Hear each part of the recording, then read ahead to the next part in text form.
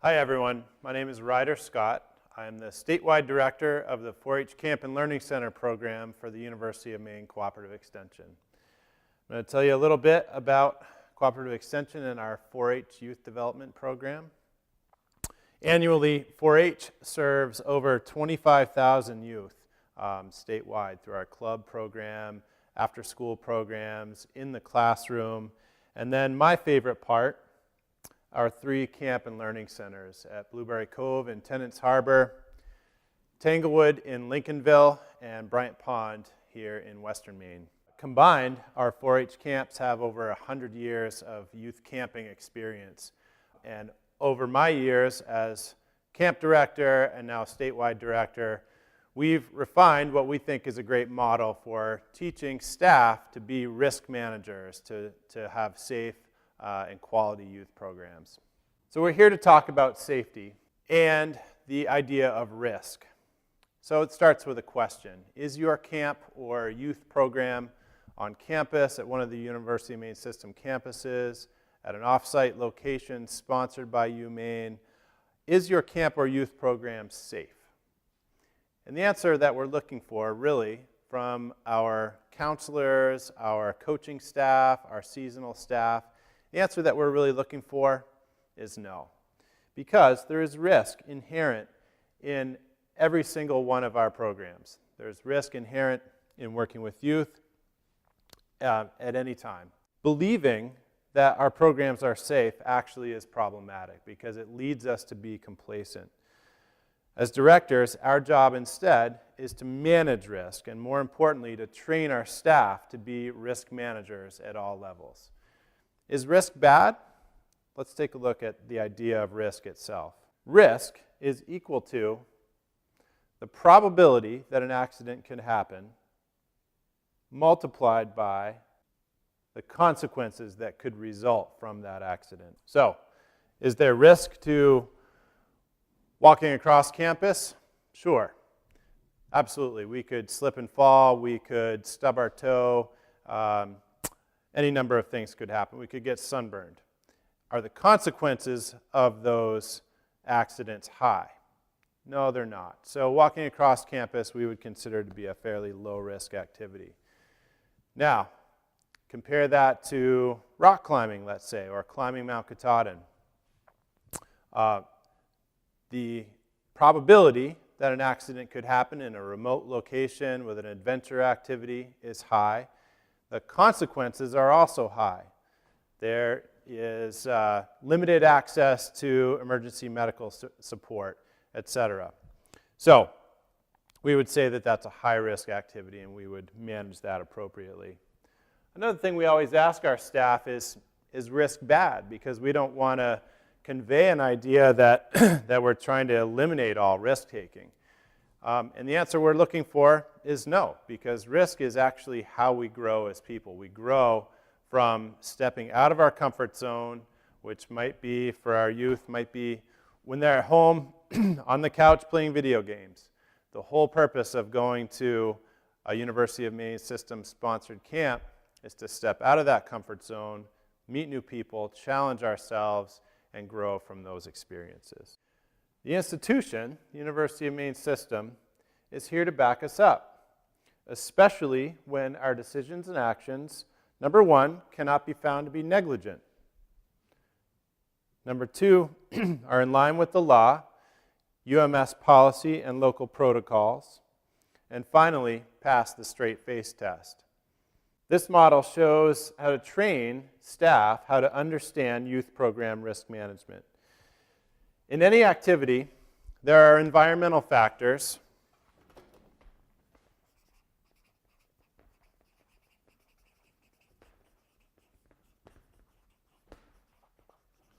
such as sun. Out on the football field, there is a risk of sunburn for sure in a summer sports camp. There is lightning. There are other weather events. There is terrain. All these things are environmental factors that can cause problems for us, can cause risky situations. There are also human factors.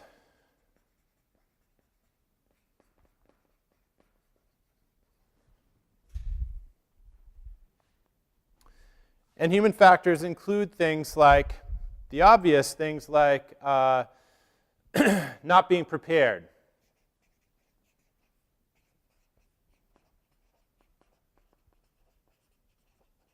Not having the proper equipment with us when we go out on a hiking trip, let's say.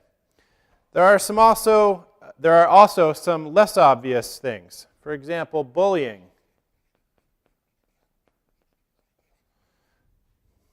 Lack of leadership.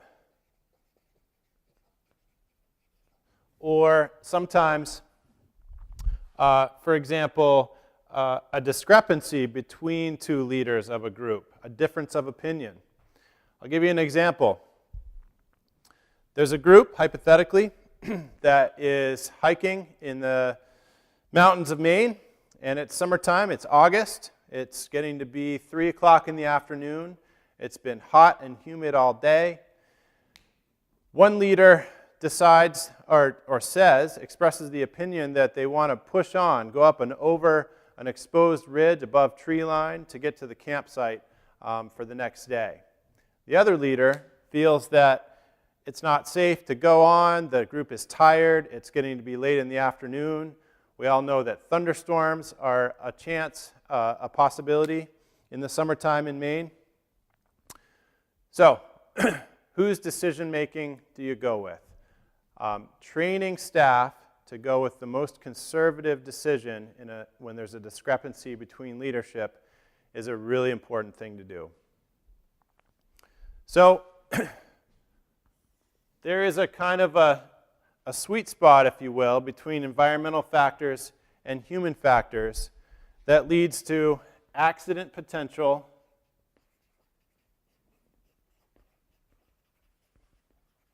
or behavioral incident potential.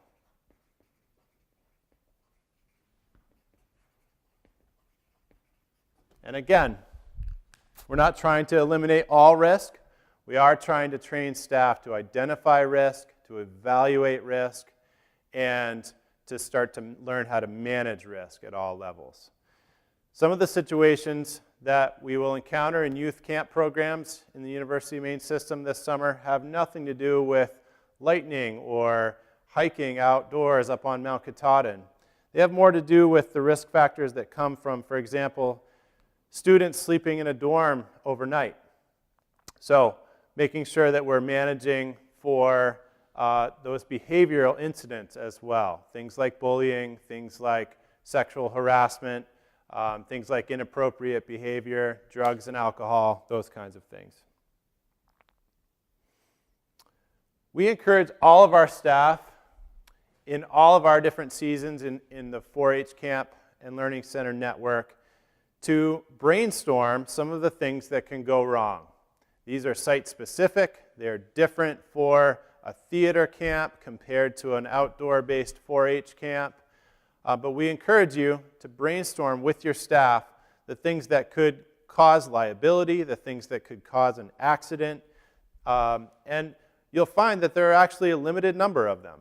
There are a limited number of things that can cause severe bodily harm or severe liability for the institution. Make a list of those and one by one address them by either looking at policy, looking at local protocols, or brainstorming what to do in the case that those protocols don't yet exist. As camp managers and directors, we are responsible to the parents of our children. This is something that we can't emphasize enough. In this slide, this is my now 10-year-old daughter when she was about 8, and when she was a baby, I used to actually hold her up in front of our camp counselor staff here at 4-H Camp. And I used to say, every single child in your care this summer is the most precious thing in the entire world to someone. And holding that child in my arms, every one of those staff would start to realize the gravity of the situation.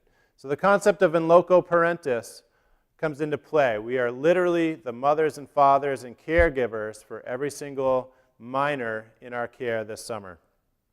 It's a responsibility that we cannot take too seriously. Along with that, we emphasize the concept of supervision, supervision, supervision. It's never acceptable for our campers or participants in our youth programs to be unsupervised. Avoiding compromising situations. We need to be making sure that we have an appropriate ratio based on policy of staff to participants. So again, these are areas where the institution could be found negligent if we are not abiding by these policies.